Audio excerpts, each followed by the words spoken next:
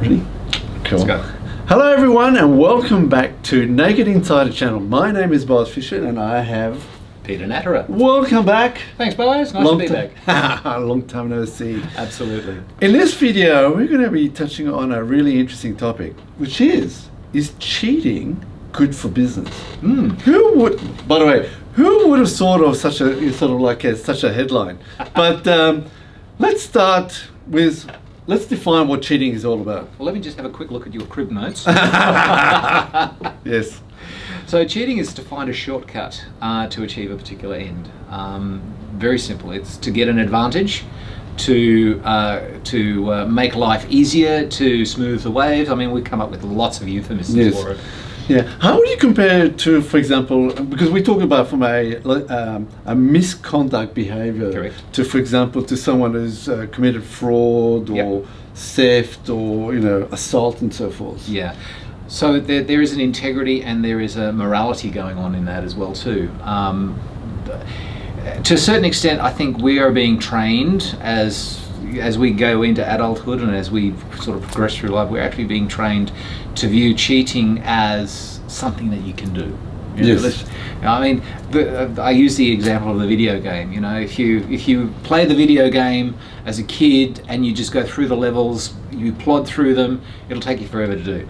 But if you get the cheat sheet, well, all of a sudden we can power through that. We can brag to everybody that we've completed the game in 2 weeks when this is going. Correct.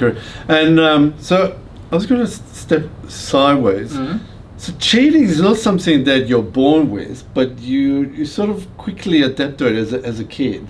And it's not something that, I've just suddenly come into a business environment as an employee that I've learned what it's all about. Yeah. It's... And it's interesting, as a kid, we get taught life lessons that, we move along with integrity and we stick to our lane and we do everything by the book, and all of a sudden we're the tail end Charlie, and everybody that has not been doing that, they're sitting up on the winner's circle or whatever the prize might be, and they're having a good old laugh at us. So it's not just, there's a human nature element inside of that as well too. Correct.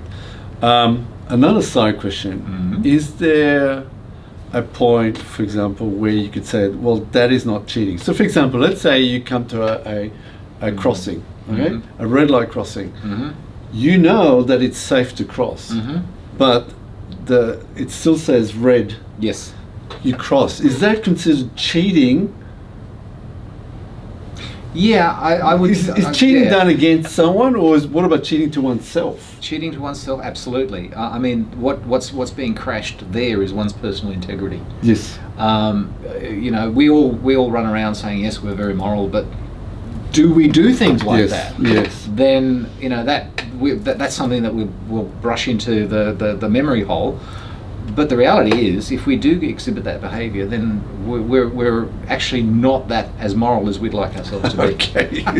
So, what causes employees to cheat? So, your perspective. I'm going to ask you a question. Oh, yeah, please. Okay. So, is there a difference between cheating and innovation? I've looked from my perspective. Yes, there's a big difference because I look at it from a morality perspective. Yes. So. Yes.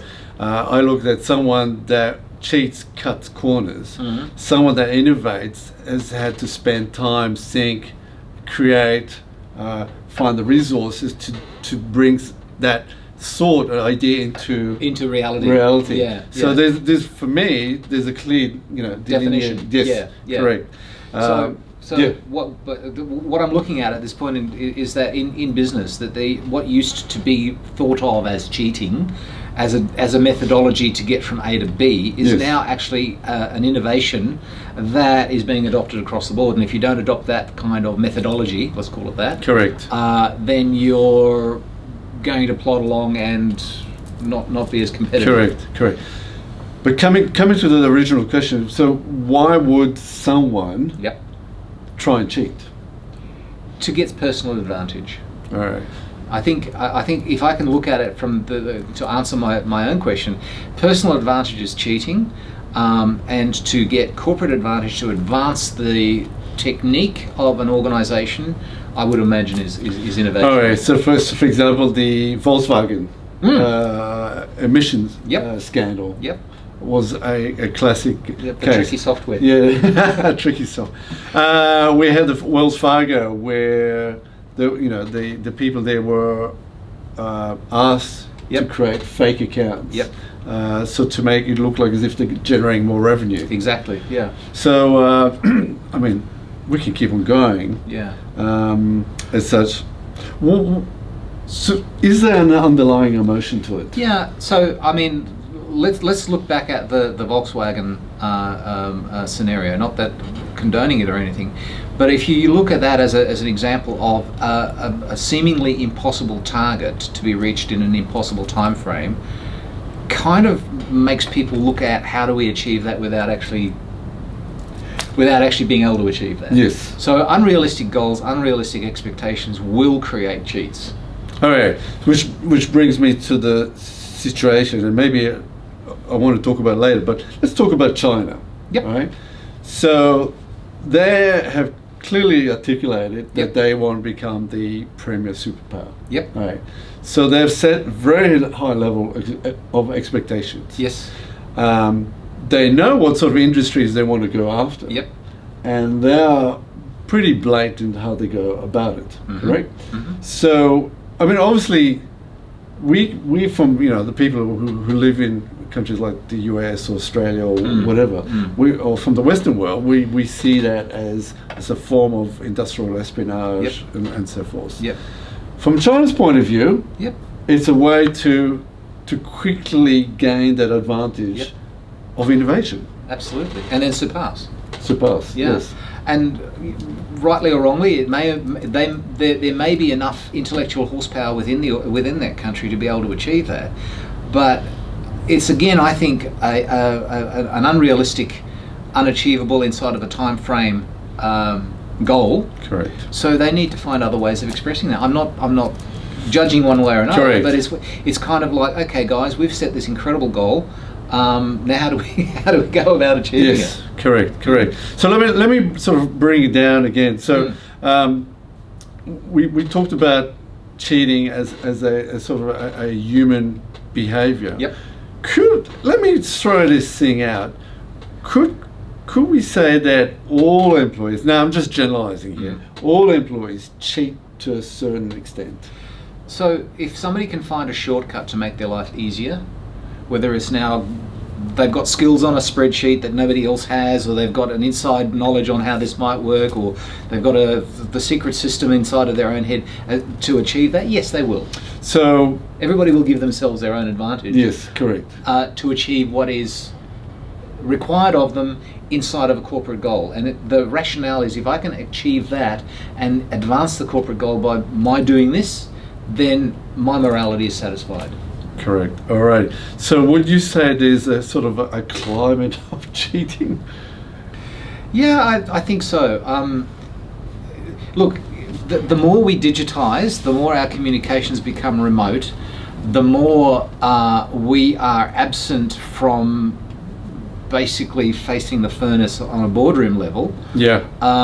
We are depersonalizing our communications, and there's an old experiment that the further you reduce, or the further you extend the barriers between two entities, the more impersonal and the more ruthless the interaction becomes. And I Yes. think we're finding that in this day and age more Yeah. and more. Oh, yeah. Interesting.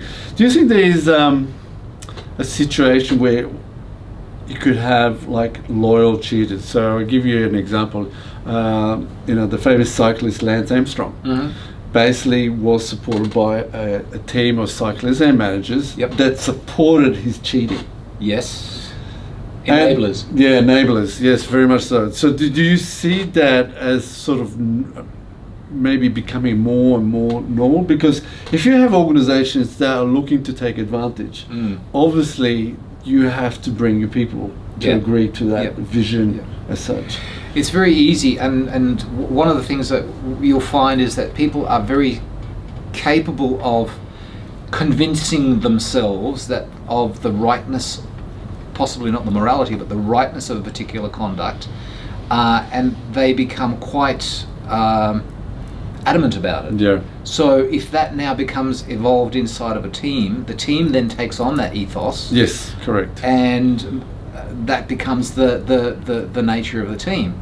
What needs to happen is you need to look at that in the wider respect. You know, if that one team is doing it, is that moral? Is that a morality inside of that team? And how is that going to affect the other person? It's, yes, you know, it's correct. It's like a weightlifter working on steroids and a weightlifter working natural. Which you know, you're achieving results, but is that enhanced results or is that real results? Correct.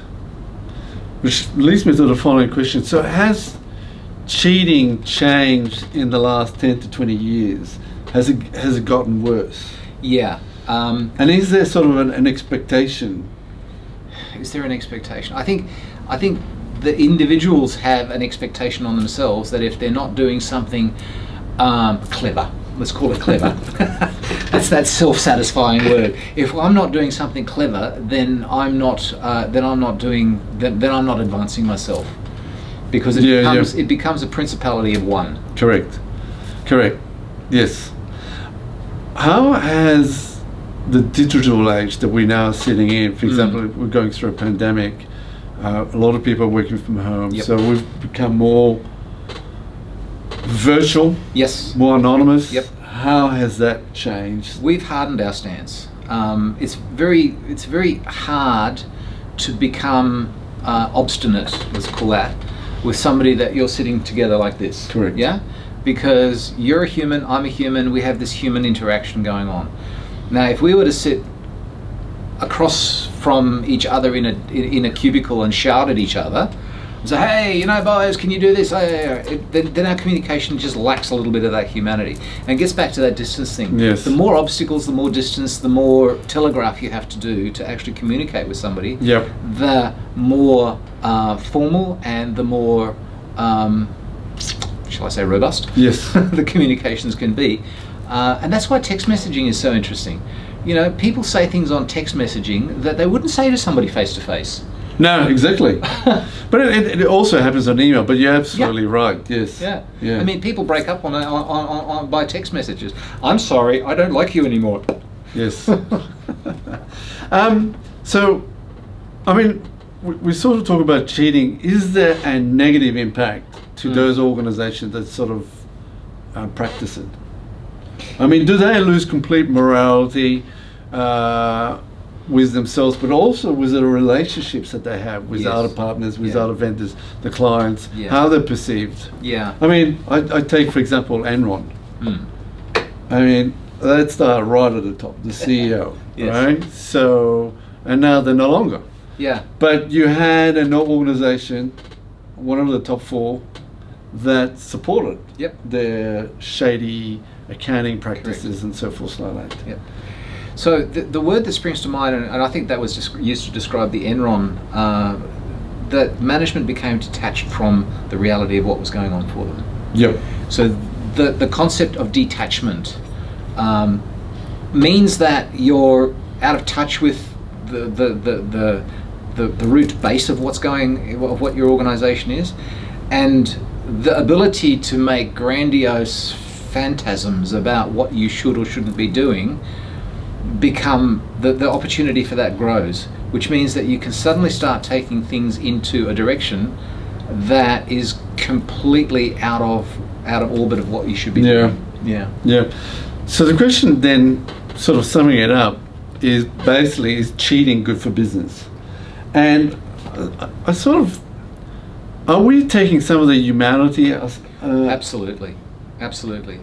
I mean, if we had businesses that were run by AI, it would be extremely ruthless. And look, we are literally compartmentalizing people to the point where they are almost functioning like little islands of AI. Yeah. And you know, emotional AIs to boot. Yes. I don't like what you just said to me. Oh, I'm just gonna bang. Yes, exactly.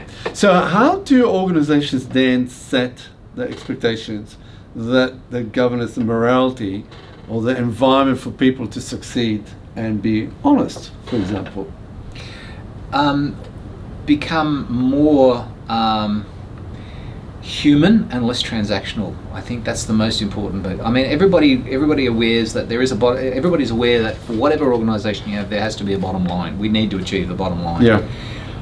Well, let's not lose our humanity in how we achieve that. And I get back to, yes, we can innovate. Yes. If we can make that company work better. Yep. Still within the morality, like, you know, the team you mentioned before. But if we can do that ethically, then we're on the right track. Yep. If we start to cheat and everybody is out for their own, they're all in their own rowboat, then I think we've got a problem, and this detachment starts to happen. It becomes a big problem. Yep. Okay, so what is the key takeaway here? Cheating bad, innovation good. Well, there you have it. Peter, great. Thanks for coming again. Much appreciated. Thank you. And look, more videos are coming again, so stay in tune. Thank you very much. Thanks, Boaz. Cheers.